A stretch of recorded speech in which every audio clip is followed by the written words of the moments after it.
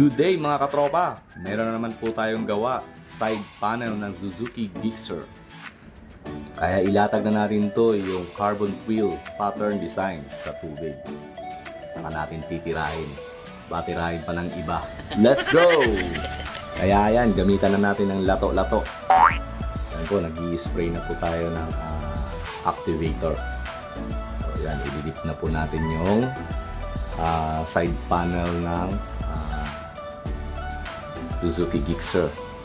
So ayan, yung nakikita nyo, kailangan dahan-dahan po tayo dyan. And then saka natin hahanguin, di ba? So yan na po yung result mga katropa. So yun po, dito na mapuputo yung video ko. Maraming salamat po sa panonood. And please like, follow, and share my video. Bye-bye!